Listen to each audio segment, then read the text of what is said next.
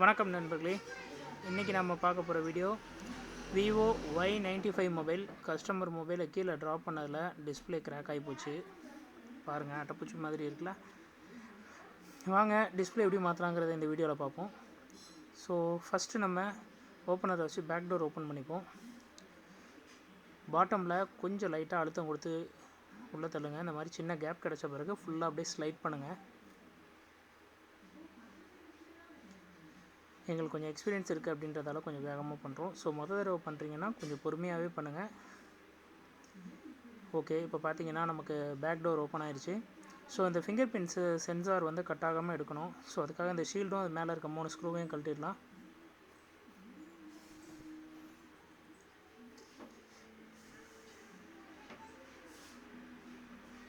So okay, நம்ம இப்போ இந்த ஷீல்டை தனியாக எடுத்து வச்சிடலாம். ஸோ ஃபிங்கர் சென்சார் பார்த்தீங்கன்னா பாட்டம்லேருந்து லைட்டாக மேலே தள்ளுங்க, ஓப்பன் ஆயிரும். பாருங்கள், இப்போ டோர் தனியாக வந்துடும். அதே மாதிரி பேட்டரியும் கழட்டி வச்சிடலாம் ஸ்ட்ரிப்பை. இந்த க்ரீன் கலர் ஸ்டிக்கர் தான் பார்த்தீங்கன்னா பேட்டரியை நம்ம ரிமூவ் பண்ணுறதுக்கான ஸ்டிக்கர். ஸோ ஃபஸ்ட்டு அது கீழே ஒரு ஒயிட் பேப்பர் இருக்கும், அது தனியாக அப்படி பிரித்து வச்சுருங்க. இப்போ இந்த க்ரீன் கலர் ஸ்டிக்கரை கொஞ்சம் அழுத்தமாக இழுங்க. நான் கேமரா ஒரு பொசிஷனில் வச்சுருக்கதால என்னால் அதை பண்ணி காட்ட முடியல. நான் இப்போது பேட்டரி எடுத்துகிட்டு உங்களுக்கு காட்டுறேன். இப்போ பார்த்தீங்கன்னா நம்ம பேட்டரி ரிமூவ் பண்ணியாச்சு. இந்த ஸ்டிக்கர் அழுத்தி எடுத்தால் இந்த மாதிரி தனியாக வரும். ஸோ அது கீழே இருக்க இந்த ரேப்பரை கொஞ்சம் நம்ம பிரிச்சுக்கலாம். ஏன்னா அப்போ தான் டிஸ்பிளே ஸ்ட்ரிப்பை நம்ம கழட்ட முடியும். ஸோ இதுதான் பார்த்தீங்கன்னா டிஸ்பிளேயோட ஸ்ட்ரிப்பு. ஸோ இதை ட்வீசரை வச்சு நம்ம ரிமூவ் பண்ணிக்கலாம். ஸோ இந்த மாதிரி ஃபுல்லாக உரிச்சிங்கன்னா இது ஃபஸ்ட் டைம் டிஸ்பிளே ரீப்ளேஸ் பண்ணுறதால கம்பெனியோட இந்த மாதிரி ஒரு சின்ன பேப்பர் மாதிரி ஒரு ஷீல் இருக்கும், அதை கட் பண்ணிக்கலாம். ஸோ இப்போ நம்ம ஃப்ரண்ட்டில் இந்த ப்ரோக்கனான டிஸ்பிளே எப்படி எடுக்கலான்றதை பார்ப்போம்.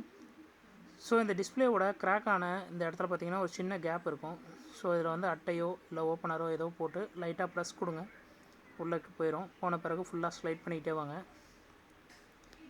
பார்த்திங்களா, இந்த மாதிரி வந்த பிறகு மறுபக்கமும் அதே மாதிரி பண்ணிக்கோங்க, ஃபுல்லாக ஸ்லைட் பண்ணிடுங்க. பாருங்கள், இப்போ நமக்கு ப்ரோக்கனான டிஸ்பிளே மட்டும் தனியாக வந்துருச்சு. வாங்க நியூ டிஸ்பிளே வச்சு செக் பண்ணி பார்த்துக்கலாம். ஸோ நியூ டிஸ்பிளே க்ளீனாக ஒர்க் ஆகுது. ஸோ நம்ம இப்போது டிஸ்பிளே பேஸ்டிங் பண்ணிவிட்டு பார்க்கலாம். ஸோ டிஸ்பிளே பேஸ்டிங் பண்ணுறப்போ இந்த ரப்பர் பேண்டு போடுறது கொஞ்சம் கவனமாக பண்ணுங்கள். ஏன்னா அதிகமான ப்ரெஷர் கொடுத்தோன்னா டிஸ்பிளே டேமேஜ் ஆகிறதுக்கான வாய்ப்புகள் அதிகம். ஸோ அதனால் டிஸ்பிளே ஃபிக்ஸ் பண்ணுறப்போ கொஞ்சம் பொறுமையான முறையில் நிதானமாக செய்யுங்க, அவசரப்படாதீங்க.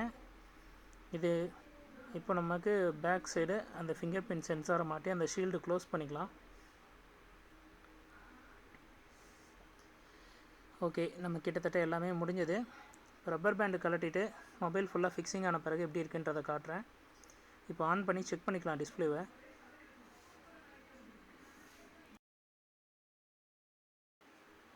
ஓகே, இப்போ நம்ம ஃபுல்லாகவே ரப்பர் பேண்ட் எல்லாமே கழட்டியாச்சு.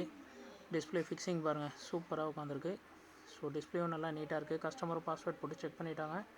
டிஸ்பிளே 100% க்ளீனாக ஒர்க் ஆகுது. ஸோ இந்த வீடியோ உங்களுக்கு பிடிச்சிருக்குன்னு நினைக்கிறேன். மறக்காமல் நம்ம யூடியூப் சேனலை இது வரைக்கும் சப்ஸ்கிரைப் பண்ணாமல் இருந்தீங்கன்னா சப்ஸ்கிரைப் பண்ணிடுங்க. இந்த வீடியோவை லைக் பண்ணுங்கள், ஷேர் பண்ணுங்கள், கமெண்ட் பண்ணுங்கள். உங்களுக்கு இது தவிர வேறு எதுவும் டவுட் இருந்தாலும் மறக்காமல் கமெண்ட் செக்ஷனில் சொல்லுங்கள்.